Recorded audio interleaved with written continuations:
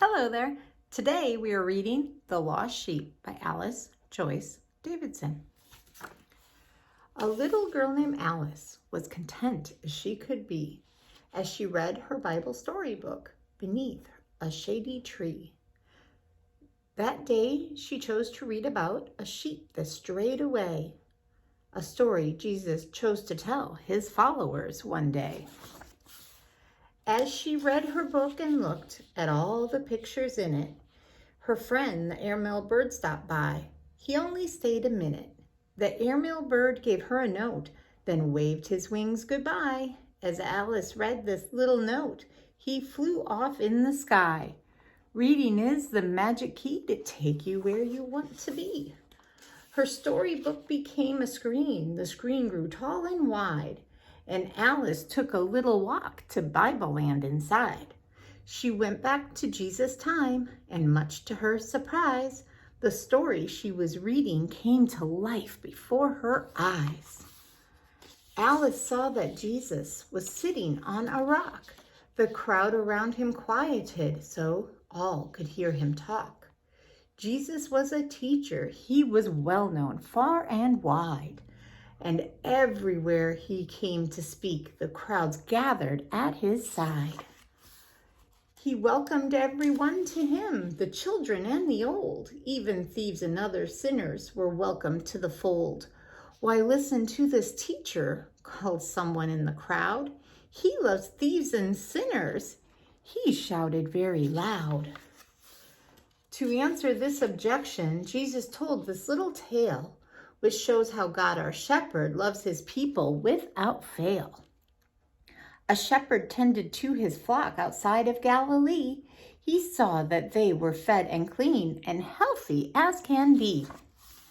Every single morning and before he went to sleep, he counted all 100 of his very precious sheep. But one morning as he counted his sheep which stood in line, he discovered one was missing. There was only 99. The shepherd feared one little sheep all alone might find deep, dark wells, fierce animals, and all kinds of danger. And so he set out right away to find his little sheep. He searched the rocky hillsides where the crevices were deep. And stuck between two jagged rocks, the shepherd finally found his little sheep had fallen and was lying on the ground. It took a great amount of time and much more energy, but the shepherd kept on working till the sheep was finally free. Because the sheep had hurt its leg when it took its rocky fall, it just kept toppling over. It couldn't walk at all. He washed the sheep's wound in a spring that bubbled from the ground, then made a bandage from his robe and wrapped it all around. The little sheep still stumbled, so to keep it out of harm, the shepherd gently carried it, nestled in his arms. The shepherd knew that he had come a very long, long way. He wanted to return back home before the end of day. So the shepherd didn't stop to rest. He took no time to eat. He walked, and in his arms the sheep began to bleat. He didn't rest until the sheep was back with all the others, bleating his adventures to his sisters and his brothers. And when the stars came out that night before he went to sleep, the shepherd once more counted all 100 of his sheep. The story Jesus told was done, and Alice tiptoed from the screen. She went home by walking through her storybook's big screen.